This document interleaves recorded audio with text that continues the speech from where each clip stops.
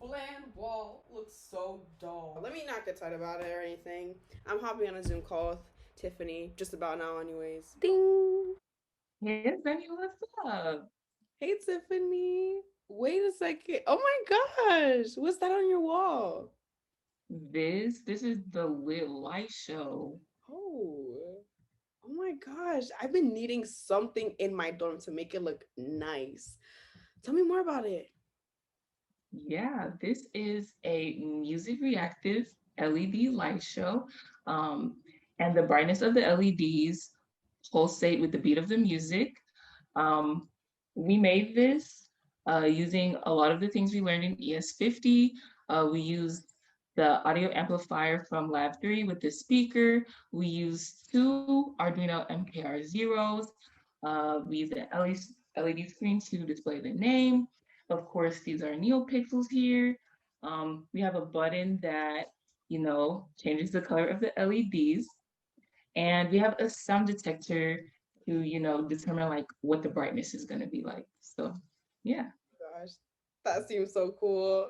I'm so excited. Oh my gosh. I need that. I'm gonna get that. Sure. All right.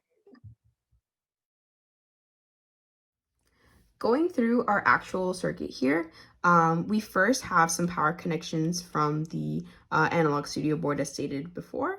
That being a ground, negative 5 volt, and positive 5 volt connection. But first off, we're going to load this SD card here with files that we really want, WAV files of our songs. And then we're going to have a connection to A0, so our analog pin here. And this is going to go through a high pass filter first, and then through the audio amplifier as we built in Lab 3. This is all going to connect to a speaker from which we can hear all the songs coming from. And in this second Arduino MKR0, we have several connections here. So first off, some digital pin connections we have are to the gate output of the sound detector, which returns a binary value. If it detects sound, it's going to return high. And so we track that with the code. We also have a digital pin connecting to the button here, which either reads 3.3 volts or 0 volts, depending on if you press the button or not. When you press the button, it goes to 0. When not, it just goes to 3.3 volts, and it's powered by the VCC of the Arduino, which is 3.3 volts.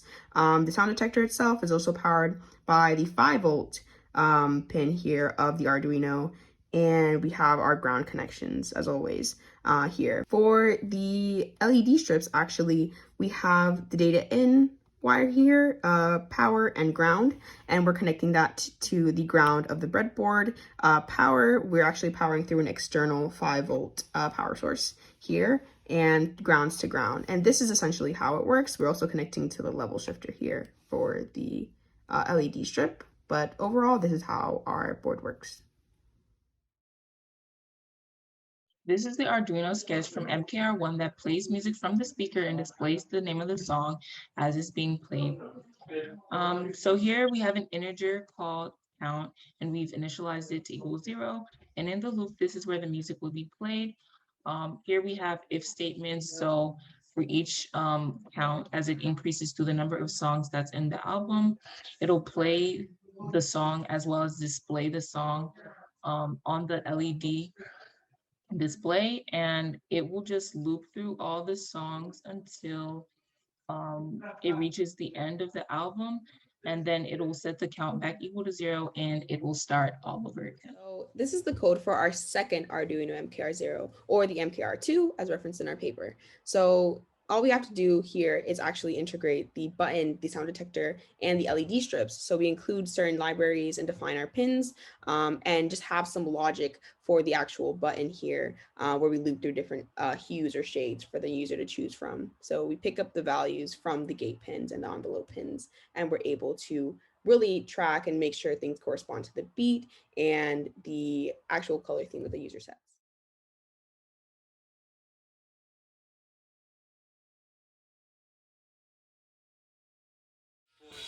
She's on her own tour, but you're beautiful to me.